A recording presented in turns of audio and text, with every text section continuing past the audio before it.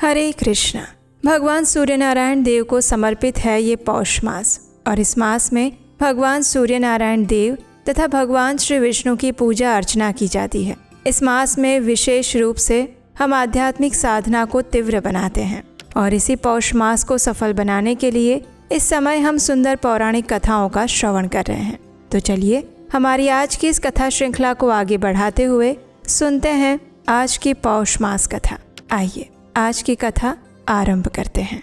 नैमिषारण्य में एकत्रित ऋषियों ने पूछा, हे सूत जी, गंधर्व श्रेष्ठ सुशंख ने जब सुनीता को श्राप दिया था तब वो श्राप उसके ऊपर किस प्रकार लागू हुआ? उसके बाद सुनीता ने क्या किया और उसे कैसा पुत्र प्राप्त हुआ? कृपया इस विषय में बताएं। तब सूत गोस्वामी ने कहा, हे ब्राह्मणों, हम पहले बता चुके हैं कि सुशंख के श्राप देने पर सुनीता दुख से पीड़ित हो गई। अपने पिता के निवास स्थान पर वापस आई। वहां उसने पिता से अपनी संपूर्ण वृत्तांत को कह सुनाया और तब मृत्यु ने भी अपनी पुत्री सुनीता से कहा, हे पुत्री, तूने बड़ा भारी अपराध और पाप किया है। तेरा ये कार्य धर्म और तेज का नाश करने वाला है। काम क्रोध से रहित, शांत, धर्म वत्सल ऐसे तपस्वी को जो तूने पीड़ा पहुंचाई है, ऐसे लोगों को पापात्मा पुत्र ही प्राप्त होते हैं और उसे उस पाप का फल भोगना ही पड़ता है। तूने निर्दोष होने पर भी उन्हें मारा है, अतः तेरे द्वारा ये महान पाप हुआ है। पहले तूने ही अपराध किया है और फिर उन्होंने श्राप दिया है। इसलिए अब तू पुण्य कर्मों का आचरण कर, सदैव साधु पुरुषों के संग में रहकर जीवन व्यतीत कर, प्रतिदिन योग, ध्यान और दान के द्वारा काल यापन करती रहे। हे बालिका, सत्संग एक महान पुण्यदायक और परम कल्याणकारी होता है। सत्संग का जो गुण है उस विषय में एक सुंदर दृष्टांत देख। जल जो होता है वो एक अच्छी वस्तु है। उसके स्पर्श से, उसमें स्नान करने से, उसे पीने से, उसका दर्शन करने से भी बाहर और भीतर के सभी दोष धुल जाते हैं और इसीलिए मुनि लोग सिद्धि प्राप्त करते हैं। समस्त चराचर प्राणी भी जल पीते रहने से दीर्घायु होते हैं। उसी प्रकार संतों के सत्संग से मनुष्य शुद्ध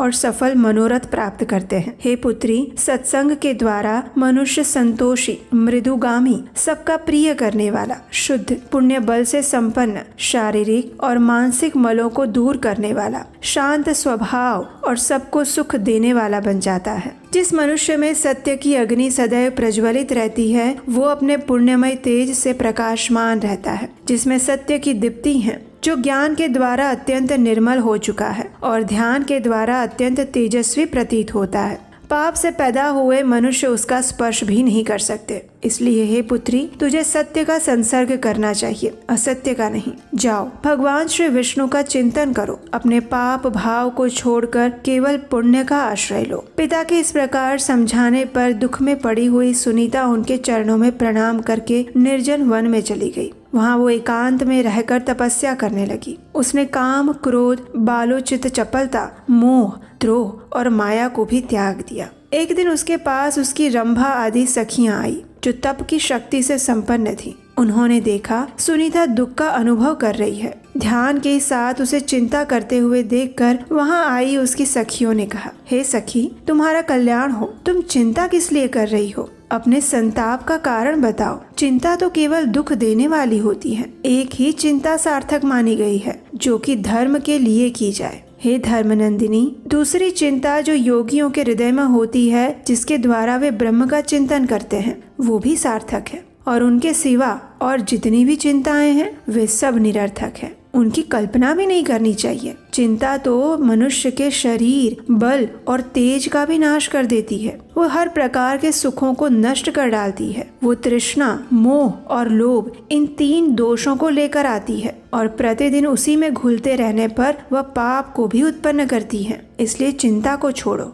जीव पूर्व जन्म में अपने कर्मों द्वारा जिन शुभ अशुभ भोगों का उपार्जन करता है, उन्हीं का वो दूसरे जन्म में उपभोग करता है। इसलिए बुद्धिमान मनुष्य को चिंता नहीं करनी चाहिए। तुम चिंता को छोड़कर अपने सुख दुख आदि की बताओ, क्या बात है? सखियों के ये वचन सुनकर तब सुनीता ने कहा, पहले सुशंख ने उसे वन में जिस प्रकार श्राप दिया था वो सारी घटना उसने अपनी सखियों से कह सुनाई। उसने अपने अपराधों का भी वर्णन किया और उस समय महाभागा सुनीता मानसिक दुख से बड़ा कष्ट पा रही थी। उसका ये सारा वृतांत सुनकर उसकी सखियों ने कहा, हे महाभागे, तुम्हें दुख को तो त्याग ही देना चाहिए, क्योंकि वो शरीर का नाश करने वाला है। तुम्हारे अंगों में सती स्त्रियों के जो उत्तम गुण हैं, उन्हें हम अन्य कहीं नहीं देखते। उत्तम स्त्रियों का पहला आभूषण रूप है, दूसरा चारित्र, तीसरा सत्य, चौथा आर्यता यानी सदाचार, पांचवा धर्म है, छठा सतीत्व, सातवां दृढ़ता, आठवां साहस यानी कार्य करने का उत्साह,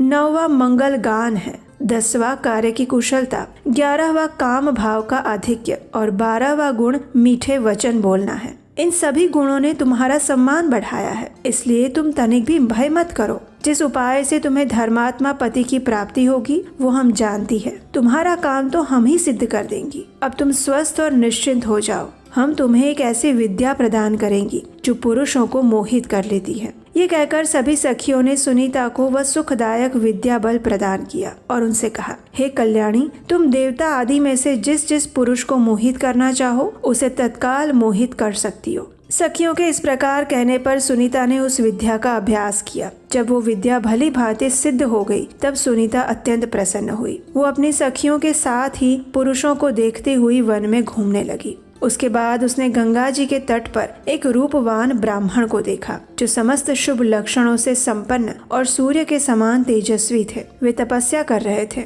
उनका प्रभाव दिव्य था। उन तपस्वी महर्षि का रूप देखकर सुनीता का मन मोह गया। उसने अपनी सखी रंभा से पूछा, यह देवताओं से भी श्रेष्ठ महात्मा कौन है? तब रंभा ने कहा, हे सखी, अव्यक्त परमेश्वर से ब्रह्मा जी की उत्पत्ति हुई। उनसे प्रजापति अत्रि का जन्म हुआ जो बड़े धर्मात्मा है, और ये महामना तपस्वी उन्हीं के पुत्र हैं। इनका नाम अंग है। ये नंदन वन में आए थे। वहाँ नाना प्रकार के तेज से संपन्न इंद्र का वैभव देखकर इन्होंने भी इनके समान पद पाने की अभिलाषा की। उन्होंने सोचा कि जब मुझे भी वंश को बढ़ाने वाला ऐसा ही पुत्र प्राप्त हो तभी मेरा जन्म कल्याणकारी होगा और साथ ही यश और कीर्ति भी मिल सकती है। ऐसा विचार करके उन्होंने तपस्या और नियमों के द्वारा भगवान ऋषिकेश की आराधना की है। जब भगवान अत्यंत प्रसन्न होकर उनके सामने प्रकट हुए तब इन महर्षि ने इस प्रकार वर मांगा, हे मधुसूदन, मुझे इंद्र के समान वैभवशाली और अपने समान तेजस्वी और पराक्रमी पुत्र प्रदान कीजिए। वो पुत्र आपका भक्त और सब पापों का नाश करने वाला होना चाहिए। और तब श्री भगवान ने कहा, हे महात्मन, मैंने तुम्हें ऐसा पुत्र होने का वर दिया है। वो सबका पालन करने वाला होगा। और ये कहकर भगवान चले गए थे। तब विप्रवर अंग किसी पवित्र कन्या की तलाश में है। जैसे तुम सभी अंगों से मनोहर हो वैसे ही कन्या वे चाहते हैं, इसलिए इन्हीं को अपने पति के रूप में प्राप्त करो। इनसे तुम्हें पुण्यात्मा पुत्र की प्राप्ति होगी। ये महाभाग तपस्वी और पुण्य बल से संपन्न है। इनके वीर्य से उत्पन्न हुआ पुत्र उन्हीं की गुण संपत्ति से युक्त महातेजस्वी, समस्त धर्मात्माओं में श्रेष्ठ, परम सौभाग्यशाली, युक्तात्मा और ज्ञानी होगा। अपनी सखियों की ये बात सुनकर सुनीता ने कहा, हे भद्रे, उचित है, मैं ऐसा ही करूंगी। इस विद्या से मैं ब्राह्मण को मोह में डालूंगी। तुम मुझे सहायता प्रदान करना जिससे इस समय मैं उनके पास जाऊं।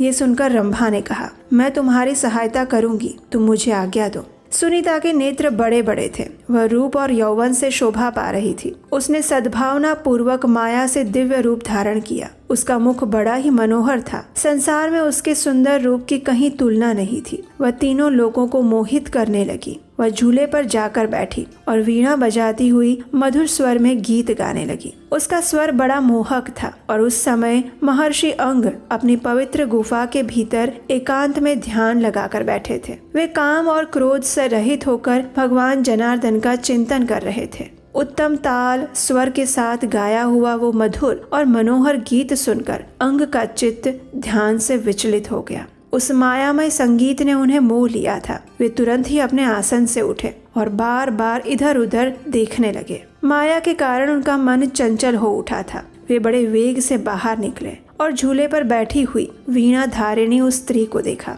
वह मुस्कुराती हुई गा रही थी। महायशस्वी अंग उसके गीत और रूप दोनों पर मुग्ध हो गए और तत्पश्चात उस महान मोह के वशीभूत होकर वे उस तरुणी के पास आए। विशाल नेत्र और सुंदर मुस्कान वाली यशस्विनी कन्या सुनीता को देखकर अंग ने पूछा, हे सुंदरी, तुम कौन हो? किसकी कन्या हो? सखियों से घिरी हुई यहाँ किस कार्य से आई हो? किसने तुम्हें इस वन में भेजा है? परम बुद्धिमान अंग का ये वचन सुनकर सुनीता उनसे कुछ भी न बोल सकी। उसने केवल सखी के मुख की ओर देखा और रंभा ने इशारे से कुछ कहकर सुनीता को समझा दिया और वो स्वयं ही उन श्रेष्ठ ब्राह्मण से आदर पूर्वक कहने लगी, हे महर्षि, यह मृत्यु की परम सौभाग्यवती कन्या है। लोक में इसकी सुनीता के नाम से प्रसिद्धि है। ये सभी शुभ लक्षणों से संपन्न है और इस समय ये बाला अपने लिए धर्मात्मा, तपस्वी, शांत, जितेंद्रिय, महाप्राज्ञ और वेद विद्या में विशारद ऐसे पति की खोज में है। ये सुनकर अंग ने उन अप्सराओं में से श्रेष्ठ रंभा से कहा, हे भद्रे, मैंने सर्व विश्वमय भगवान श्री हरि की आराधना की है। उन्होंने मुझे पुत्र होने का वरदान दिया है जो संपूर्ण सिद्धियों का दाता होगा। इसलिए इस वरदान की सफलता के निमित्त उत्तम पुत्र की प्राप्ति हेतु मैं किसी पुण्य बल से संपन्न महापुरुष की कन्या के साथ विवाह का विचार कर रहा था, किंतु कहीं भी अपने लिए परम मंगलमयी कन्या नहीं पा सका। ये धर्म की सुमुखी कन्या धर्म आचार परायणा है। यदि वास्तव में ये पति की तलाश में है तो वे मुझे ही स्वीकार कर सकती हैं। इसकी प्राप्ति के लिए मैं अदेय वस्तु भी दे सकता हूँ। तब रंभा ने कहा, हे द्विज श्रेष्ठ, आपको इस प्रकार उदारता पूर्वक इसकी अभिष्ट वस्तु इसे देनी चाहिए। ये सदा के लिए आपकी धर्म पत्नी हो रही है। आप कभी भी इसका परित्याग ना करें। इसके दोष और गुणों पर कभी आपको ध्यान नहीं देना चाहिए। हे विप्रवर, इस विषय में आप मुझे प्रत्यक्ष विश्वास दिलाइए। सत्य की प्रतीति दिलाने वाले अपना हाथ इसके हाथ में दीजिए। अंग ने कहा, एवमस्तु, निश्चय ही अपना हाथ मैंने इसे सौंप दिया है। इस प्रकार सत्य का विश्वास कराने वाला संबंध करके अंग ने सुनीता को गांधर्व विवाह की प्रणाली के अनुसार ग्रहण कर लिया। सुनीता को उन्हें सौंपकर रंभा के हृदय में बड़ा हर्ष हुआ। वो अपनी सखी से आज्ञा लेकर घर चली गई। अन्य सखियों ने भी प्रसन्नता पूर्वक अपने अपने घरों की राह पकड़ी। उन सब सखियों के चले जाने के बाद द्विज श्रेष्ठ अंग अपनी प्रिय पत्नी के साथ विहार करने लगे। उसके गर्भ से उन्होंने एक सर्व लक्षण संपन्न पुत्र प्राप्त किया और उसका नाम वेन रखा। सुनीता का वो महान तेजस्वी बालक दिनों दिन बढ़ने लगा। वेद शास्त्र, उपकारी धनुर्वेद का अध्ययन करने लगा और समस्त विद्याओं का पारगामी विद्वान हो गया। अंग कुमार वेन सज्जन उचित आचार से रहता था। वो क्षत्रिय धर्म का पालन करता था। वैवस्वत मनवंतर आने पर संसार की सारी प्रजा राजा के बिना निरंतर कष्ट पाने लगी और उस समय सभी लोगों ने